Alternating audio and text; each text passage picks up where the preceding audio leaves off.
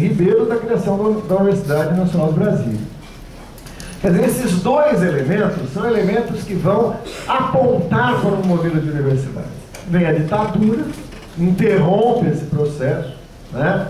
Assume um caráter tecnicista, ligado a um desenvolvimento voltado claramente para a criação, de um lado, de uma elite de pesquisadores e intelectual, e de outro, de uma aplicabilidade do conhecimento, da tecnologia, da ciência ao desenvolvimento do capital, né? E uma clara destruição dos aspectos populares que ali estavam em germinação. Ora, se nós pegarmos a universidade hoje, como dizia o provérbio chinês, o risco é que nós temos uma universidade pública que está crescendo o acesso, que vai articular pesquisa, extensão e ensino, né? Que vai se democratizar nos seus espaços de gestão, etc. e tal, que vai se modernizar e, pior, vai dar respostas reais às demandas efetivas da sociedade. Como assim? Mas as minhas demandas não foram atendidas. Problema seu, né? Porque você não entendeu o que são as reais demandas e qual é a sociedade onde você está. Estou deixando alguns exemplos nesse sentido. Na banca de livre docência do professor Cedi Irano, na USP, que trabalhou com florestantes e tal, o Ottaviani perguntou para o Cedi o seguinte: mas Cedi, você não acha que a missão da universidade é responder às reais demandas da sociedade? E o Cedi disse: não. Levantei a bola para você falar, é verdade, isso mesmo, tinha esquecido e tal. Não, por quê? Porque as reais demandas dessa sociedade são as demandas dessa sociedade. Essa sociedade é a sociedade do capital. E o capital demanda, e a universidade responde, né? Então ela está perfeitamente adequada. Os modelos de universidade não estão em choque com a sociedade. Não é algo fora da sociedade, está dentro dela e respondendo diretamente ao momento da acumulação do capital e a uma certa dinâmica da luta de classe, né? O momento da acumulação do capital que exige da universidade pública é também o momento em que o capital exige um redimensionamento do papel do Estado, né? O que a gente chama de contra-reforma do Estado.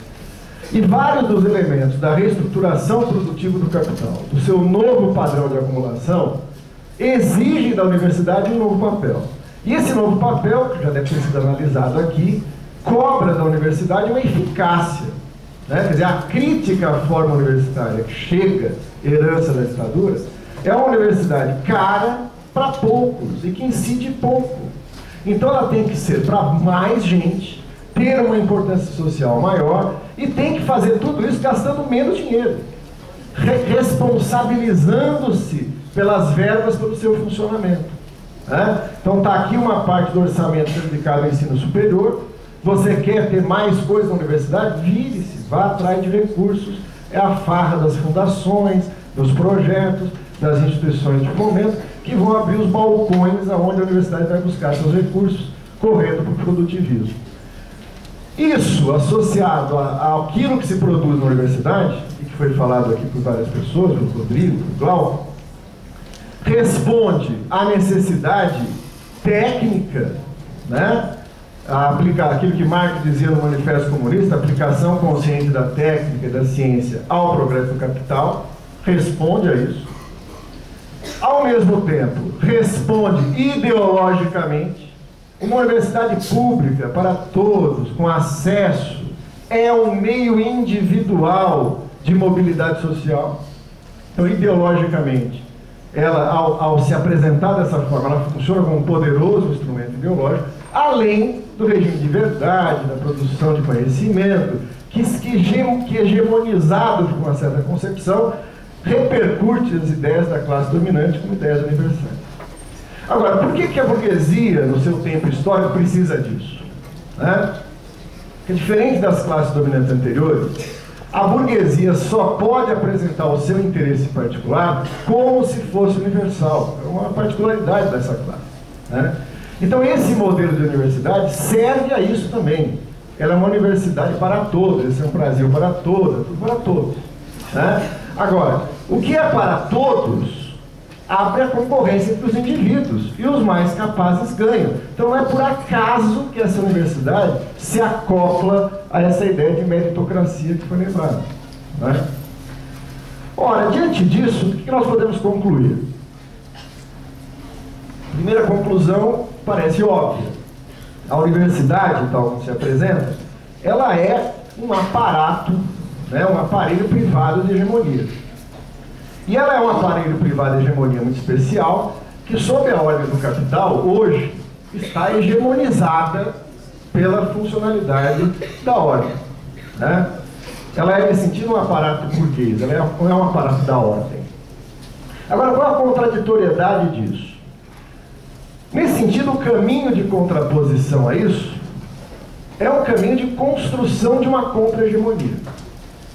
O que é uma construção de uma contra-hegemonia? Eu, pelo menos, entendo a iniciativa, o esforço, a mobilização por uma universidade popular de contrapor à hegemonia burguesa uma contra-hegemonia, né? Agora, de quem é essa contra-hegemonia? Como é que ela se expressa?